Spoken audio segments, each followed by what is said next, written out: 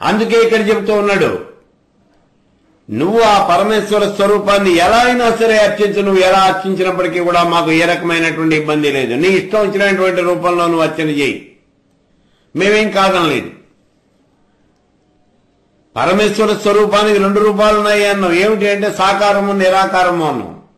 నిరాకారం అయినటువంటిప్పుడు ఆ సమయంలో పరమేశ్వర స్వరూపం ఏ రకమైనటువంటి ఆకారము లేకుండా చరాచర జగత్తంతా కూడా వ్యాపించి ఉంటుంది. ఇదే మన కంటికి కనిపించేది. సాకారమైనటువంటి పరమేశ్వరుడు నీ ఇష్టం వచ్చినటువంటి పేరుతో పిలుచుకో. నీవు ఎలా కావాలంటే అలా పిలుచుకో. శివుడు అంటే శివుడును, విష్ణు అంటే విష్ణువును, లేదా మీ ఇంట్లో తిరిగేవంటి కుక్కో గేదె ఆ రూపంలో ఆ పరమేశ్వర స్వరూపాన్ని నువ్వు ఆరాధన చెయ్యి అన్నాడు. పరమేశ్వర స్వరూపాన్ని కుక్క గేదె అని అన్నాను అని చెప్పేసి మీరేమి పెద్ద నా మీద కోపం తెచ్చుకోక్కర్లేదు. ఎందుకంటే ఇప్పుడే చెప్పుకున్నాం మనం, చరాచర జగత్తులో ఉన్నటువంటి జీవరాశి అంతా కూడా ఆ పరమేశ్వరుడి యొక్క స్వరూపమేను అనేటటువంటి విషయాన్ని ఇక్కడ మనం చెప్పుకుంటూ ఉన్నాం. ఒక గురువు గారు శిష్యుడికి పరమేశ్వరుడి యొక్క తత్వాన్ని గురించి చెప్పాడు. శిష్యుడు జపం చేస్తూ ఉన్నాడు. ఆయనకి ఏదో ఒక అనుమానం వచ్చింది. కొన్ని రోజుల తర్వాత గురువు గారి దగ్గరికి వచ్చాడు. ఏమయ్యా నీ జపతపాలు ఎక్కడి వరకు వచ్చినాయి, ఎంత బాగా సాగుతూ ఉన్నాయి అని అడిగాడు ఈ గురువు గారు.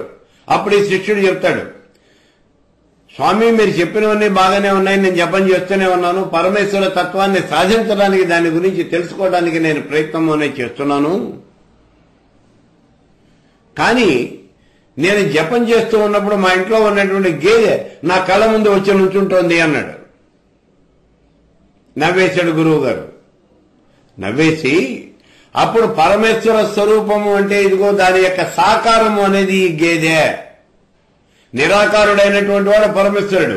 ఆ పరమేశ్వరుడు యొక్క సాకారం అతడు కనుక ఒక ఆకారాన్ని పొందితే అదిగోనయ్యా అది ఈ గేదెగా ఉంటుంది. ఆ గేదె నీకు సాక్షాత్కరిస్తూ ఉన్నది అంటే పరమేశ్వర స్వరూపమే నీకు సాక్షాత్కరిస్తుంది అని ఈ రకంగా అతడి జ్ఞానాన్ని బోధించాడు. తద్వారా ఈ శిష్యుడు కృతకృత్యుడయ్యాడు, జ్ఞాన సముపార్జన అనేది చేశాడు. కాబట్టి ఈ పరమేశ్వర స్వరూపానికి ఏ రూపాన్ని కావాలంటే ఆ రూపాన్ని మీరు ఆపాదించుకోండి.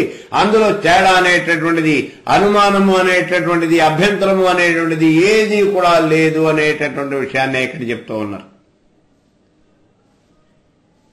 ముఖ్యంగా ఇప్పుడు ఈ రుద్ర హృదయ ఉపనిషత్తు అనేటటువంటి దాంట్లో చెప్పింది ఏమిటంటే ఈ చరాచర జగత్తులు అంతా కూడా శివశక్తుల నుంచే ఆవిర్భవించింది, శివుడే పరమేశ్వరుడు అని చెప్తూ ఉన్నాడు సాకారంలో.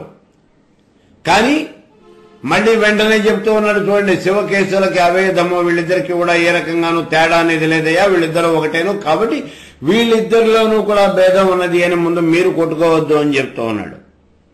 ఇదే విషయాన్ని స్కందోపనిషత్తులో కూడా చెప్పాడు అని చెప్పుకున్నాం. శివస్య హృదయం విష్ణు, విష్ణుస్య హృదయం శివ, యథా శివమయో విష్ణువు ఏవం విష్ణుమయ శివ. శివుడు కేశవుడు ఇద్దరు కూడా ఒకటేను అంటే పరమేశ్వర స్వరూపము అనేది ఒక్కటేను అనేటటువంటి విషయాన్ని ఇక్కడ మనకి చెప్పడము అనేది జరుగుతూ ఉన్నది.